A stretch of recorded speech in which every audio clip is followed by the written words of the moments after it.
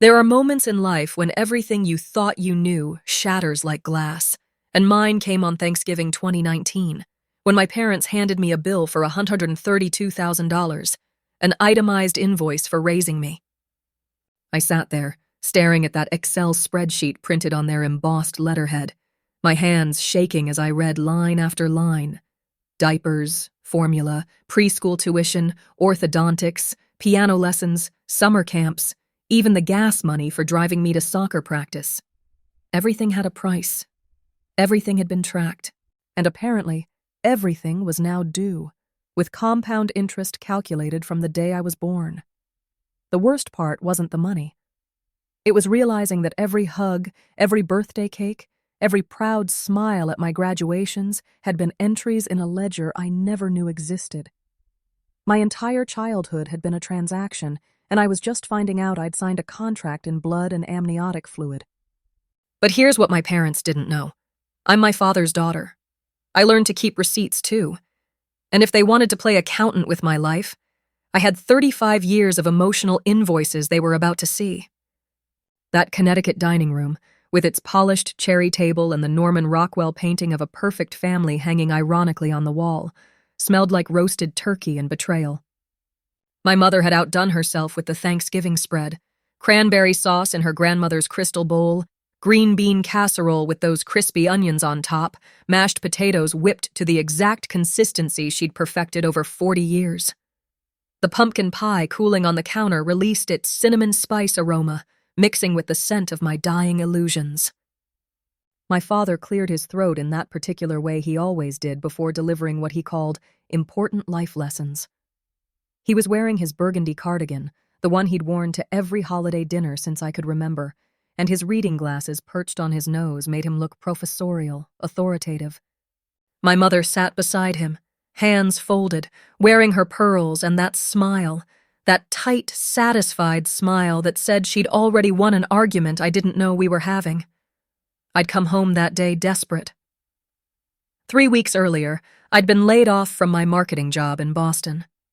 At 58, starting over felt impossible. The severance would last maybe 6 months. I'd driven the 2 hours to my childhood home thinking maybe, just maybe, I could find comfort. Maybe my parents would hug me, tell me it would be okay, offer to help however they could. Instead, they offered me an invoice. My father slid the document across the table like a mortgage broker presenting a loan. The header read, Parental Investment Recovery Plan. Subject, Rebecca Ann Morrison. Below it, 35 years of my life reduced to line items. Food and nutrition, $34,200. Clothing and accessories, $18,900. Primary education supplemental costs, $12,400. The list went on for 3 pages. At the bottom, in bold, total amount due, $132,847.19. We've been very patient, my mother said, cutting a precise piece of turkey. But now that you're in a position to settle your accounts, we thought it was time to have this conversation. A position to settle my accounts. I'd just lost my job. I had $8,000 in savings. This is a joke, right? My voice came out smaller than I intended. This is some kind of lesson about gratitude? My father removed his glasses, cleaned them with his napkin in slow, deliberate circles. Rebecca, your mother and I are fiscally responsible people. We made significant sacrifices to give you opportunities. We took second jobs, delayed our retirement, forewent vacations. We simply believe that children, once they reach financial independence, should acknowledge the investment their parents made. Investment. Not love, not family. Investment. I looked at my mother, searching for a crack in her composure, some sign that this was cruel theater she was being forced to perform. But her eyes were clear, certain. She believed this. They both did. When you were planning this, I heard myself ask, when you were adding up every diaper and every music lesson, did you ever stop to think that maybe, I don't know, that's what parents do? That's called raising a child? And children, my father replied, are supposed to honor their parents. This is us, giving you that opportunity. We're not even charging you for our time. All those hours at your soccer games, helping with homework, driving you to friends' houses. That's forgiven. Complimentary. We're only asking for reimbursement of direct financial expenditures. The room tilted. I realized, in that crystalline moment of horror, that this wasn't a spontaneous decision. They'd been planning this, probably for years, tracking every penny, calculating every cost, waiting for the perfect moment to present their case. And I'd walked right into it, vulnerable and needing them, making myself the perfect target. I want you to imagine something for a moment. Think about a time when you needed your parents, really needed them, and what you got instead made you question everything you thought you knew about love. Drop a comment below if you've ever felt that devastating click of realization, when you understood that the people who were supposed to protect you had been keeping score all along. And if this story resonates with you, hit that subscribe button, because what happens next is something every person who's dealt with conditional love needs to hear. I left that Thanksgiving dinner in a fog. I didn't storm out dramatically. I wish I had. Instead, I mumbled something about needing to think about it, grabbed my coat, and drove back to Boston in a fugue state. I remember stopping at a rest area off I-95 and just sitting in my car, watching families walk by. A father buying his daughter hot chocolate, a mother laughing with her teenage son. Normal people. People who loved each other without calculators. When I finally made it back to my apartment, I did what any rational person would do. I opened a bottle of wine and started going through old journals. I've kept diaries since I was 8 years old. Spiral notebooks filled with the purple ink of gel pens, later graduation to leather-bound books, then eventually sporadic Word documents. I started reading, and I started remembering things I'd buried so deep I'd almost convinced myself they never happened. The first memory that surfaced was from 3rd grade. I'd brought home a spelling test with a 92%. I remembered being proud. It was my best score yet. But when I showed my parents, my father had looked at it, looked at me, and said, "What happened to the other 8%? No congratulations. No recognition of improvement. Just disappointment itemized as a percentage. My mother had added, "We're paying for those tutoring sessions, Rebecca. We expect to see returns." I was 8 years old. I kept reading. 4th grade. I'd wanted to quit piano lessons because they made me anxious, but my parents said they'd already invested too much to let me stop. 5th grade. I'd asked for a birthday party with my friends, but my parents said parties were wasteful expenses, unless they served an educational purpose. 6th grade. I'd made a best friend named Sarah, but after meeting her parents, a mechanic and a waitress, my mother had suggested I diversify my social portfolio with friends whose families could offer better networking opportunities. I was 12. I'd been taught to evaluate friendships like investment opportunities. The wine bottle emptied. I opened another. The memories kept coming, sharper now, more painful. 14 years old, sitting at that same cherry dining table. I'd developed a crush on a boy in my biology class, Tommy Chen, with his shy smile and the way he'd draw comic book characters in the margins of his notes. I'd made the mistake of mentioning him at dinner. My father had looked up from his pot roast and said, "Is he planning to attend an Ivy League school?" When I'd stammered that I didn't know, that we'd just been lab partners, my mother had laughed, this light, dismissive sound, and said to my father, "Remember when you thought that waitress was pretty? Thank God you grew out of that phase." They'd spent the rest of dinner discussing my romantic strategy, how I should be positioning myself for relationships with high-potential males who could complement my career trajectory. I never spoke to Tommy again. I was too ashamed, too afraid of being a bad investment. By sophomore year of college, I'd had my first panic attack during finals. I called home, sobbing, unable to breathe, telling them I needed help. My father's response, "Rebecca, we're paying $50,000 a year for your education. Anxiety is a luxury you can't afford right now. Take a cold shower, drink some coffee, and get back to studying." I didn't tell them when the panic attacks became a daily occurrence. I didn't tell them when I started skipping meals because food felt like swallowing stones. I didn't tell them when I developed a binge-eating disorder by junior year, cycling between starvation and secret trips to convenience stores where I'd buy bags of chips and cookies and eat them alone in my car, hating myself with every bite. I didn't tell them because I knew what they'd say. We're investing in your future, and you're wasting it. 3 weeks. That's how long I spent in my apartment, barely eating, barely sleeping, just reading my old journals and making lists. My therapist, Dr. Patricia Chen, an angel of a woman I'd been seeing for 2 years, helped me understand what I was documenting. She had a name for what my parents had done: financial abuse disguised as tough love. Emotional manipulation wrapped in the language of responsibility. What they did to you, Dr. Chen said during one of our emergency sessions, was teach you that love is transactional, that you have to earn affection, that your worth is measured in productivity and return on investment. But they fed me, I said. They clothed me. They paid for college. Rebecca, she said gently, feeding and clothing a child isn't an investment. It's the law. It's the bare minimum of parenting. Anything beyond that should be given freely, without expectation of repayment.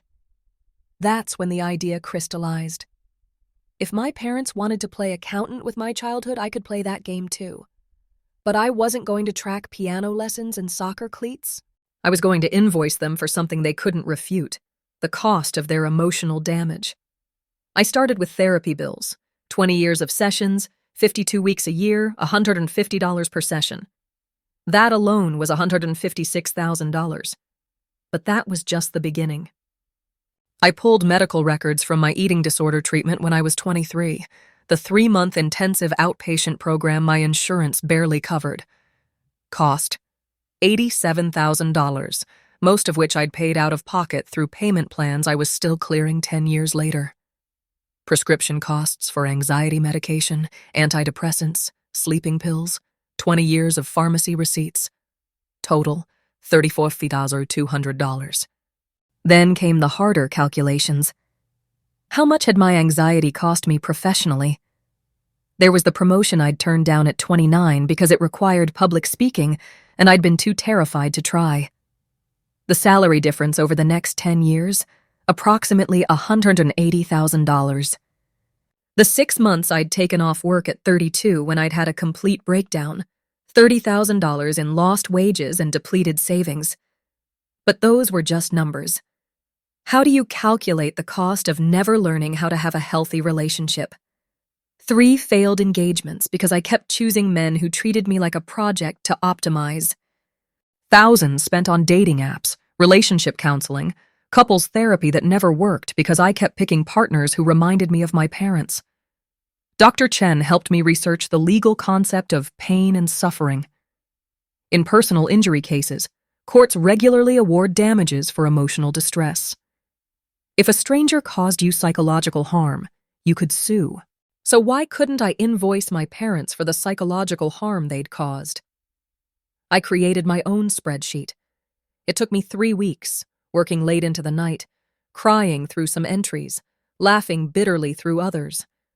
I made it look exactly like theirs. Same format, same font, same embossed letterhead. I had it specially printed. I called it Eating Disorder Treatment and Ongoing Management, $87,000. Therapeutic Services for Anxiety, Depression, and CPTSD, 20 years, $156,000. Pharmaceutical costs for mental health management, $34,200. Lost wages due to anxiety-induced career limitations, $180,000. Lost wages during mental health crisis periods, $30,000. Cost of failed relationships due to attachment trauma, $45,000. Estimated all therapy and life rebuilding. Invoice for emotional impact, parental negligence, and psychological damage. The line items were devastating to write. Then I added the items that couldn't be neatly quantified. Manipulation and conditional love, tax, $500,000. Childhood stolen. Psychological distress for being treated as investment rather than human, $750,000. Compound interest on unreciprocated love, 35 years at 7% annual rate, $650,000. Total amount, due $2,432,200. I printed it on the same heavy cardstock they'd used. I put it in a leather portfolio, and I waited for Christmas. The Morrison family Christmas was always held at my parents' house. Same cherry table, same ritual. My younger brother Jason would fly in from Seattle with his wife and their 2 kids. We'd exchange gifts, eat my mother's ham with pineapple glaze, and pretend we were a functional family for exactly 6 hours before everyone retreated to their separate corners of dysfunction. I hadn't told Jason about Thanksgiving. We weren't close. My parents had raised us to be competitors, not allies. He'd gone into software engineering, made a fortune in tech, bought a house on Mercer Island with water views. He was the success story. I was the cautionary tale. Christmas Eve 2019. I drove down from Boston with my invoice in a manila envelope on my passenger seat. My hands shook the entire drive. Part of me wanted to turn around, to keep pretending, to swallow the hurt and maintain the peace. But then I'd remember that bill, that itemized list of my childhood, and the rage would flood back, hot and righteous. I arrived at 6 p.m., just as the sun was setting over the Connecticut snow. The house looked like a Hallmark movie. White lights along the roofline, a wreath on the door, smoke curling from the chimney. Inside, I could hear my nephew's laughter, smell the cinnamon and clove of mulled cider. For a moment, I almost couldn't do it. This was Christmas. This was family. But then I remembered. They'd done it on Thanksgiving. They'd handed me a bill for my childhood at Thanksgiving dinner, surrounded by symbols of gratitude and abundance. If they could weaponize a holiday, so could I. I walked in. My mother, already in her apron, kissed my cheek and said, "Oh, good, you're here. We were just discussing your payment plan options. Your father found some excellent debt consolidation programs." That's what gave me the strength. Dinner was awkward. I could barely eat. Jason kept glancing at me, sensing something was wrong. His wife Rachel made small talk about their kids' school. My parents were jovial, magnanimous, like feudal lords secure in their power. They'd already won, or so they thought. After dessert, my father stood to propose his annual Christmas toast. But before he could start, I stood too. "Actually," I said, my voice surprisingly steady, "I have something for you both. An early Christmas gift." I pulled the envelope from my bag. The room went quiet. My father smiled. He thought I was giving in, writing a check, accepting my place in their ledger. I placed it on the table in front of them. "Go ahead," I said. "Open it." My mother slid the document out, her smile already fading as she saw the header. My father leaned over her shoulder. I watched their faces change, confusion, then recognition, then something between horror and rage. "What is this?" my father demanded. "It's an invoice," I said calmly, "for emotional impact. You taught me that parents and children are just business partners, right? That love is an investment expecting returns? Well, I've calculated the returns on your investment, and I'm afraid you've actually operated at a significant loss." My mother's hands trembled as she read. Jason grabbed the papers, his eyes widening as he scanned the line items. "This is ridiculous," my father sputtered. You can't quantify emotional damage?" I interrupted. "Funny, because that's exactly what you did to me. You quantified my childhood. Every meal, every piece of clothing, every moment of care that should have been freely given, you turned into a transaction. So I'm doing the same. And by my calculations, you owe me $2.4 million. The room was silent except for the crackling fire and my nephew asking his mother in a whisper what was happening.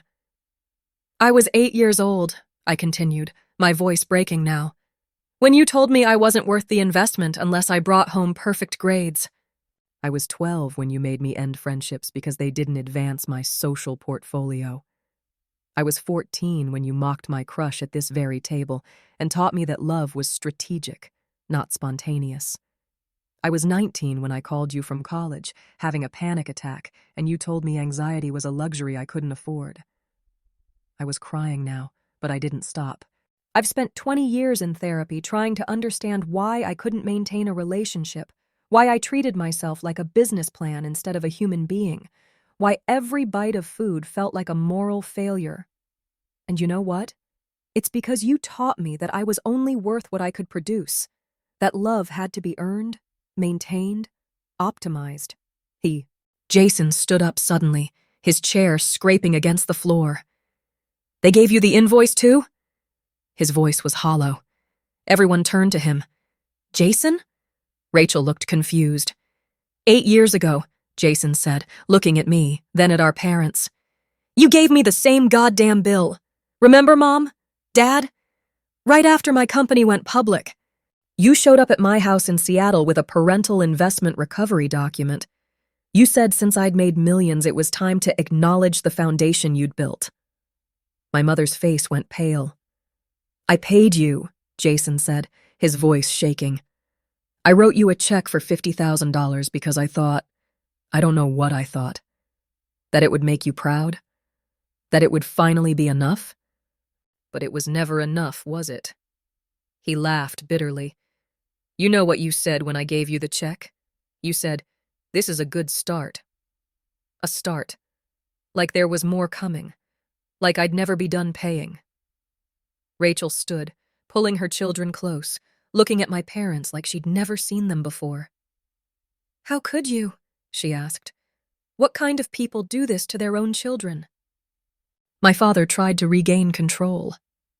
Now let's all calm down. This is a misunderstanding. We were simply trying to teach financial responsibility. No, I said firmly. You were buying control. You were making sure we could never escape, that we'd always be indebted, always trying to earn what should have been ours by birthright. A parent's love. I picked up my invoice, held it up. Here's what's going to happen. I'm declaring this debt, my childhood, officially forgiven. You don't owe me $2.4 million. But you also don't get me. We're done. Consider our accounts settled and our relationship closed. I turned to Jason. And you didn't owe them a penny. Not then, not ever. I walked toward the door, grabbed my coat. My mother found her voice. Rebecca, you're being dramatic. If you would just sit down and discuss this rationally. Rationally? I turned back.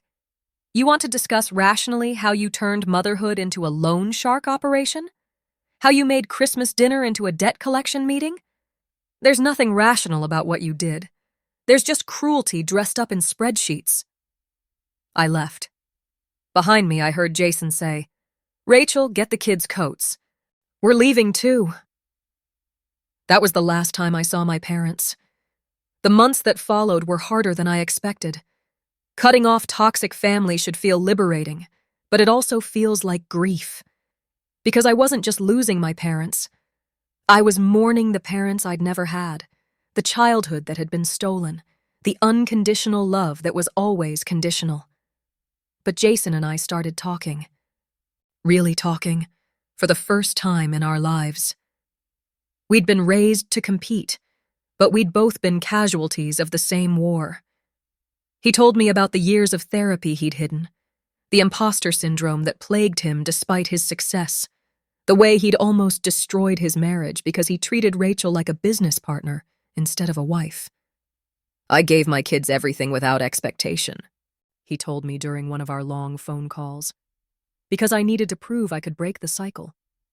But I was so afraid of being like them that I swung too far the other way. Rachel had to teach me that it's okay to have boundaries, to expect respect. That giving freely doesn't mean giving everything. 6 months after Christmas, my mother sent a letter. Not an apology. I don't think she's capable of that. But an offer to renegotiate the terms of our relationship. She suggested we could start fresh if I was willing to acknowledge our perspective. I didn't even finish reading it. I burned it in my kitchen sink and washed the ashes down the drain. 1 year later, my father tried calling. I didn't answer. He left a voicemail saying that they were willing to forgive the disrespect if I came to Thanksgiving, as if they were the ones extending grace. I deleted it without saving. 2 years have passed now. It's 2021 and I'm sitting in my therapist's office, but the sessions are lighter now. We're not excavating trauma anymore. We're building new foundations. Dr. Chen smiles more these days when she sees me. Says I'm finally learning what healthy relationships look like. I'm dating someone. Marcus, a high school teacher with gentle hands and a laugh that makes me feel safe. When he told me he loved me for the first time, I'd frozen, waiting for the conditions, for the fine print. But he'd just kissed my forehead and said, "No strings, Becca, just love." I cried for an hour in his arms. Jason and I talk every week now. His kids call me Aunt Becca. He's cut off our parents completely too, and he tells me he's never been happier. Rachel says she has her husband back, the man she married before his parents had convinced him he was a profit and loss statement. Sometimes I think about what my parents are doing now. Probably having quiet dinners at that cherry table, just the two of them, wondering where they went wrong. Or maybe not wondering at all. Maybe they've convinced themselves that we're the ungrateful ones, the failed investments, the children who didn't provide adequate returns. And you know what? I don't care anymore. Because I've learned something they never could. That love isn't a ledger. Family isn't a transaction. And some relationships, no matter how much history they carry, are just bad investments that you're better off walking away from. Last week, I found out I'm pregnant, 3 months along. Marcus and I weren't planning it, but we're both terrified and excited in equal measure.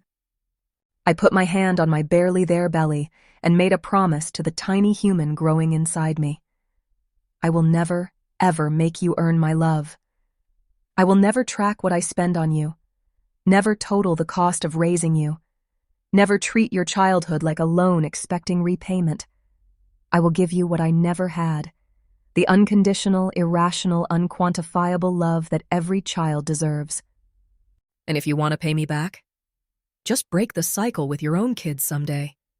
That's the only return on investment I'll ever ask for. So this is my answer to my parents' invoice. I'm worth more than $132,000.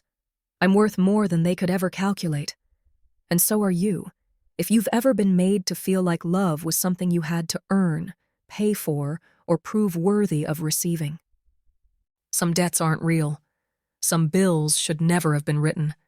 And some families are only related by blood, not by love. I've paid enough. We all have.